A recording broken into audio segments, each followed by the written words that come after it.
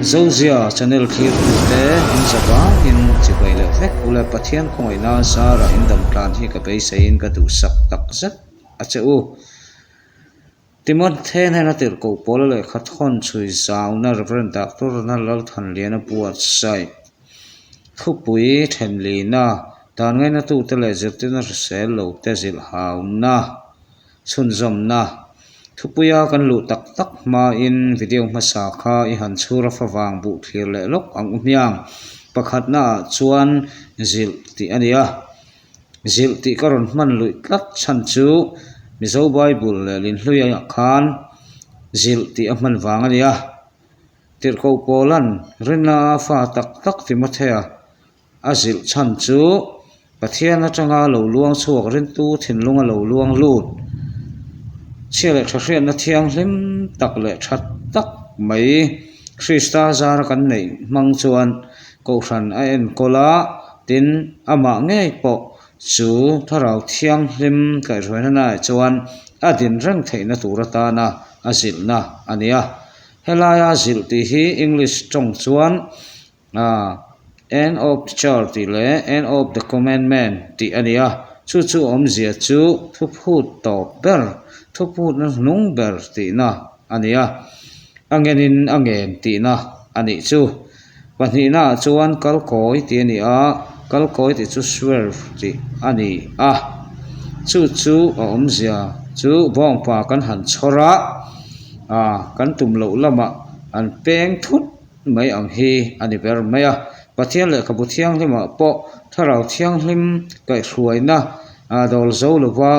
rong bol na ata pong pahel ang maya le le vut soi tur an oma chung chu te mate tita te kriskia te anni om zia tak chu pathian tharau thiang hlim kai hruaina ata pong pa ang maya hela le le vut na ani ber maya Christian ten tharau thiang hlim du dan kan zom lo rual hian ti sa du dan kan zoma thuloi lo soina lama tongza mo tak tak te mangin kan khosa fo thin ani pathum na chuan dan zir tir tu te ti ani le a dan zir tir tu te helaya ti hi farisai te nen khan ang khat rangan ni ti kha kan thrareng don ania dan helaya zir tir tu te hian dan an manin zom fam kim mang ter si lovin dan te chu midang te an zirtira ani na ang tak tak po a zirtir chuak lei thei si lovin an manin zom si lovin an zirtir ani ber maya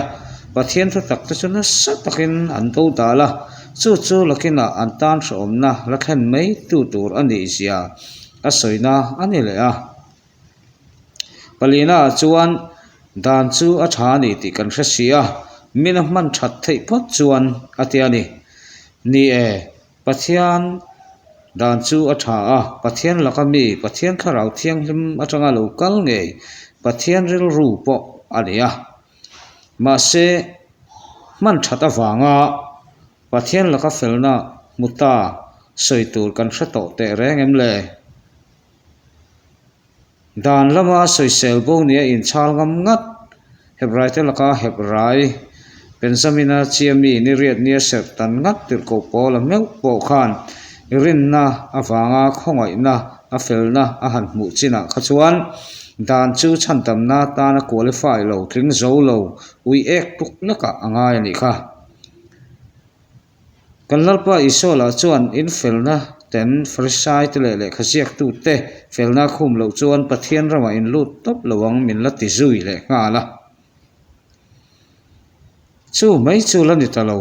sentel ta na chun sinei tlang dan hi pe kan ni ve lo ti in polan la sui chun zom le zel bok nen a pe ka pek ni ve ter si lo chuan eng tiang chun ngai mo kan han som that te rengang ni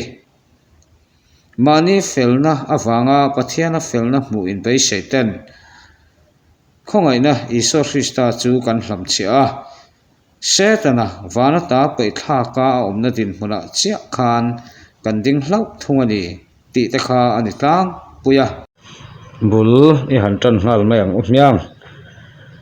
tir Timothy hena tir ko pol le khathon pakhat na bung khat chang ko tanga som pahnih thlangin ilo chiarang u heng hi hria sela dan hi mi fel takta na siam ani lova dan poisa lo ho le dan bo chetu te tan te pathian ngai sak lo ho le mi sual ho tan te mi thiang lim lo ho le pathian za lo ho tan te pa te that tu ho le nu te that tu ho tan te mi hring that tu te le in ngai mang tan te mong ko hur tan te mi hring ruk mang ho tan te do thei ho tan te chacham ho tan te faklak pathian chanchin tharo pui zirtir dik kan hlena kol tir ang nilova thil dang reng awma piang tana po chuan siam ani zawk e kan han ngai thak ta ka khan dan chu mi fel tak tana pe kan ni lo a han ti mau ngal mai chu ani ale tun laya kan in sak thiang lim tur ani dan ser le sang te emo sabat te mo kan la ser tur ani tilam chu a kok mel lo khop mai kan bible chuan dan chu mi fel tak ta na siam ani lo ati miau awangin fel na reng reng nei lo te ta na siam ani ti na ni chu Krista rin na awanga thiam changa ruat ani to chuan mi fel kan ni ti na ni kan fel na ta na rita chu pe kan ni to miau awangin korin le khathon pakhat na bung khat chang som thuma te korin le khathon pahni bunga chang som hnia tanga hni khata te dan chu mi fel tak ta na siam ani lo chuan rin na awanga fela ruat te ta na chuan siam ani ve lo ti na ni chu sinai danin pathian chunga Christian te chunga thunei na reng ani phalowa pathian le khathu tin rem hi pathian thok kuma pek to phot chu zirtir konga te le zil hau konga te le felna zirtir na konga te chuan sot bok ma se Christian te chunga ero chuan sinei tlang dan hian thu anei phareng reng lo ani dan chu Christian te nunna ta na siam ani lo ang bokin kan nunna kan hmana ta na po siam ani lo tina ni ani na taka chuan ring tu chu sinei tlanga alo kal reng zawk hi alo nia hep rai pung som pahnih chang som prena tanga hni lia Krista khan dan chu ati top thu video masa po kan soi to a chak na te thil ti theina te chop khan a kheng bet veka min hne sak vek to ni chu korin le khathon pahnih na mung thum chang khata tanga som pakhata thu tiam thar lo om zo ka chu sual na in chunga thu anei don to si lova dana ro rel sak ini to lovanga khongai na ro rel sak ini to zok don sia tin rom bung ruk chang somni palia min huani dan chu hun rei lo te atana tiam chin neya siam ania Israel te ne na thuthung Krista nen lama kai suai tu school zertir tu chau ani rinna awanga chandam anni ve theina na abua sai sak ani rinna tak alo thlen huna ero chuan Israel chu school zertir tu kai suai tu dan hnuaya om to lo ani ve thung to ang kalatia bung thum chang som ko tanga hni nga ring tu nun na chan chu Krista ania anun na dan po iso Krista bok hi ani anun na chu Krista ani tlap awangin kolosa te bung thum chang kha chang lia te korin le kha thon pani na bung thum chang som pari ta te kan hmu thei ni po ni lo turin Krista chuan min chhuat tir kha chu ti chuan ding het ula boy ngong kol dana hian tang le to su kala te bunga chang khata ni fel lo te mani felna tana Krista felna mang ve lo te an nia chung chu dan poisa lo ho dan bo che ho an ni Krista felna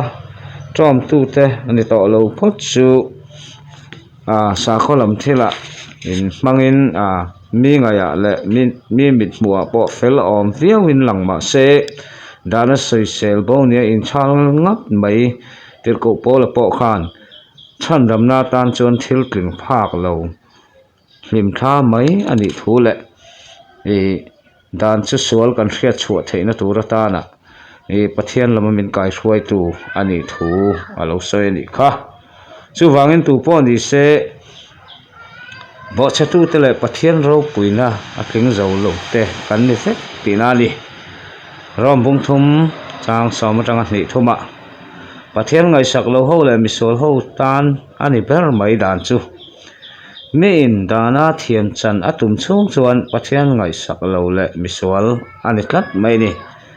mani ngai a chuan fel le dik po kan lo in ti ve viu mai theia a chan chu dana wanga fel na mu tum tu te kan lo tlang chan chu kong om chun Iso Krista chu kan ren lo wangin misual aya suala siam pathian thurin ain mane ngai dana chandam ni tummi kan lia chu tak chu pathian ngai chuan misual ten om tak kan lia ke mani ngai a chuan pathian ngai sak le angin kanin ngai mai theia ma se pathian enna thirna vizana tang ero chuan ati du da tu mai kan ni so te ko ta thil ti bung kwa chang khata tanga chang ruka thiang him lo ho tan ania dana wanga thiang him tumin na sa takin zuda dan te kan chuya zuda ho kho sak dan te tun lai hian kan thlek na sa a zoram khovel atang meu po in Israel rama pem chu lakina kan tan na thazok tur anga pem luta te hial te po ai soi tur kan om chuk mai ani chu chuan dana wanga felna nei kan tum zia chu atar lang viu ome mani thiang hlimna a pathian po kan tuma pathian tuka thiang hlim thei ni in kan ria chu tiang konga chuanin nasa takin tan po kan la a ma se theina reng phak na reng kan nei silowa rom bung thum chang som hnia te kalatia bung thum chang som pakata te bung ni chang som panga tanga som paruka te chu wangin ani na tak chu thiang lim lo ho le pathian za lo ho an ni kan ni zo kan thiang limna atan Krista chu kan pom du lo tlat chuan korin le khathon pakhat na bung khat chang som thum haprai bung som chang som atanga som palia pa te thattu nu te thattu te ho tan atile a mihring thattu ho in ngai mang te tong mong ko hur te mihring ruk mang te do thei te sesam der te mani felna le thiang hlimna ta na Krista ring lo to phot chu su tiang din muna dinga ngai vek chu kan ni dan hi pakhat po kan bo chet chuan azawaya bo chet na nen ang reng zak atiani zakopa chuan zakopa le khathon bung ni chang soma khona ru them chate po mihringin kan nei phot chuan chu pathian ngaya chuan suala tling zona le khathon pathum bung thum chang som panga chung ho chuan fellow te chuan dan hi tana chuan siamani om zia chu mi fellow dana wanga fel na nei tum tu te le khát tiếng măng có hur hậu te tuol thả măng cắn tị te ruk măng cắn tị te hậu giống song bỏ khá kan in ang khat vek ani Krista kan rin lo phot chuan ama ero chu thiam lo an chan nan hrim hrim emo thiam lo kan chan nan hrim hrim emo dan hi siam ani lo ti ero chu kan hriat reng apoimo mani felna le thatna pathian kan dor thei to lo nu keimani pialama Krista zok chuan chu dan chuan min ko muin min kai hruai ni Krista lama min kai hruai tu atana thil thatak le man rotang kai tak ani thung ani Galatia bung hi chang som panga atanga som paruka te bung thum chang som paranga som pathuma te rom bung thum chang som ni tanga ni ruka te dan that na pakhat chu mi fellow na min for saka ai o tu ta na Krista chumin ko mu ama hnen lama chuan min hruaya anin min lo ngai dam mia mai ni chu ta na that nei en chu ani ome faklak pathian chanchin tharo pui zirten dik tak kan hena kol tin dilova thil dang reng omo piang te ta na po chuan dan hi siam ani Paul hena pathian chanchin tha zirten doctrine dik tak ang nilo zirten dang reng chu chút no sik zirten kan ti te tuna liberalism kan ti te chuan Judaism kan ti te Isu Krista pathian na hnol tu zong song kha iti mayang khang ho zong ta na po khan he dan hi siam ani ti kha kan hriat poimo ma an omna tanga mikring anga pom ani nan nilovin felnalal pa chu kan pan thei nan le Krista pandu lo tu te chuan ro rel nan din khuna thiam lo chantir an ni zia an in hriat thei nana dan hi sia ani pathian chanchin tharo pui khongai na chanchin tha hi ming se sang atho ang zelin vu ania chu chanchin tha chu juda telal du lo le Krista chanchin tha ania ama chu khovel sultan crosia thia thiam kan chan nan kai thoin om le ama awangin ren tu piang te chu thil ang kema thiam chang kan lo ni ta ni rom bung ni chang som ni panga te te ro sa thil ti bung som pathum chang som thum le pakwa te chu chanchin tha chu pathian chanchin tha tia wa ani rom bung khat chang khata pathian hmangai na atanga in tran ani awangin Krista chanchin tha ti ani le korin le khathon pahni na bung som chang som le palia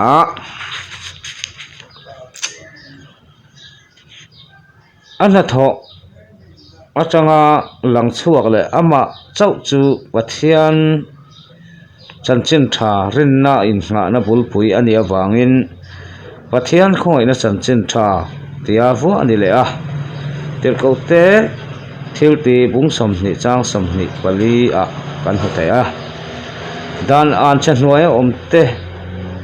a chan dam awangin pathian chanchin tharo pui ti ani le boka Timothy le khathon pakhat na chang khat bung khat chang som pakhata korin le khathon pahni na bung li chang lia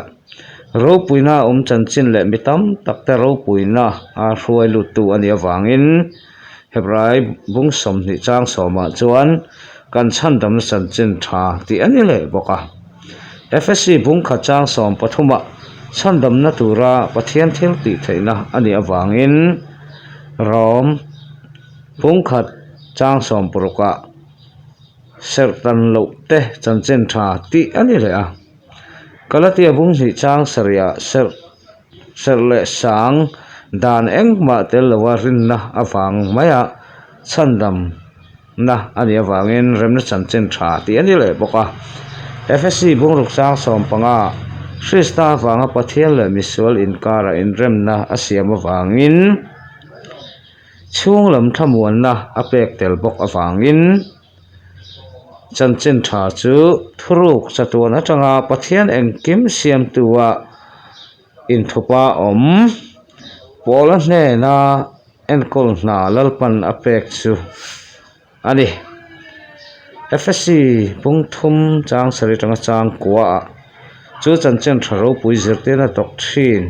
zom lowa om piang te chu dan an chatnuaya om vek an ni ole khati zong kha ni phot sela tung thumata na chuan idu tok phot ang o min lo chang zel don nia pathian khongai na chen chin na in sa chunga lo thleng min lo om sel ro se